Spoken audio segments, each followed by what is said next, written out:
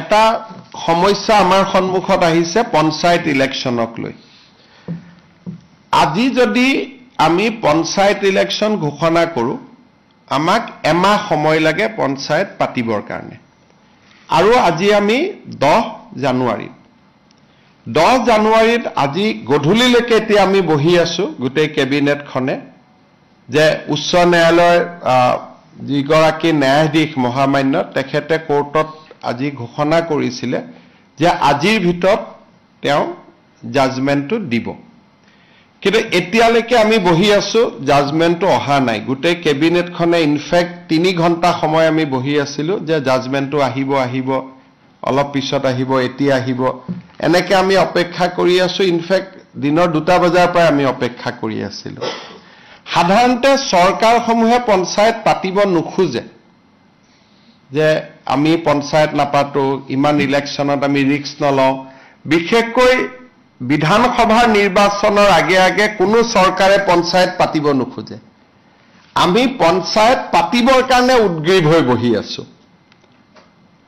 কিন্তু এই পৰ্যন্ত মই অলপ আগতে মহাঅধিবক্তা দেৱজিৎ শইকীয়াক টেলিফোন কৰিছিলো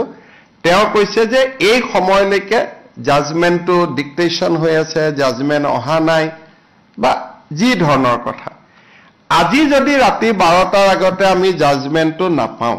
পজিটিভ বা নেগেটিভ যি নহওক তেতিয়া হলে আমি পঞ্চায়ত ইলেকশ্যনটো একেবাৰে মেট্ৰিক বা হায়াৰ সেকেন্ডাৰী পৰীক্ষাৰ পিছলৈকে লৈ যাব লাগিব কাৰণ 14 ফেব্ৰুৱাৰীৰ পৰা মেট্ৰিক আৰু হায়াৰ সেকেন্ডাৰী আৰম্ভ হ'ব আৰু যদি এবাৰ ইলেকশ্যন কৰিলে একমাহ সময় লাগে নটিফিকেশনৰ পৰা আৰু দুটা ফেজত কৰিলে আজি হল 10 তাৰিখ 10 ফেব্ৰুৱাৰীত এটা হ'ব পাৰে 12 ফেব্ৰুৱাৰীত এটা ইলেকশ্যন হ'ব পাৰে কিন্তু আজি যদি ৰাতি 12টাৰ আগতে যদি হাইকোৰ্টৰ পৰা অৰ্ডাৰটো ওলাই নাহে আৰু পিছৰ 10 দিনো হাইকোৰ্ট বন্ধ আছে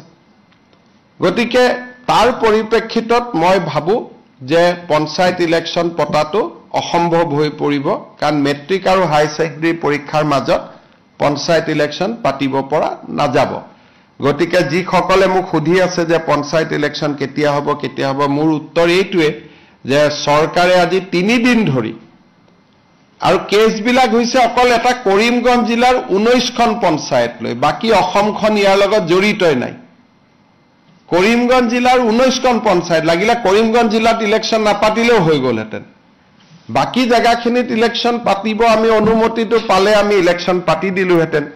এই 12টা বজালৈকে আমি অপেক্ষা কৰিম কিন্তু আজি যদি ৰাতি 12টা বজাৰ ভিতৰত যদি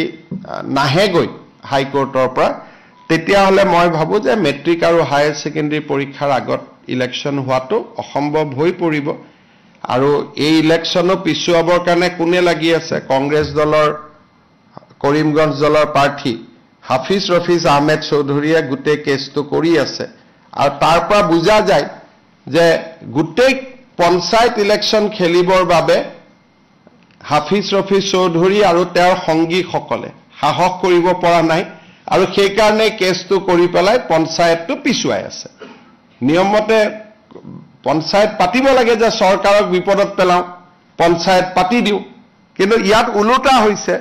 যে বিৰোধী পক্ষৰ একাংশই কাৰণ হাফিজ ৰফিজ চৌধুৰী কংগ্ৰেছ দলৰ অফিচিয়েল কেণ্ডিডেট হয় আৰু আন যিগৰাকী অধিবক্তা তেওঁ কংগ্ৰেছ দলৰ দিনতে সলিচিটৰ জেনেৰেল হৈছিল দিল্লীত গতিকে দুইজন অধিবক্তাই আজিও তেওঁলোকে আৰ্গুমেন্ট 3 দিন আগত শেষ হল আজিও 2 ঘণ্টা আৰ্গুমেন্ট কৰিছে গতিকে কিহৰ কাৰণে তেওঁলোক পঞ্চায়তৰ কাৰণে সাজু হ'ব পৰা নাই মই নাজানো কিন্তু তৃণমূলত গণতন্ত্ৰ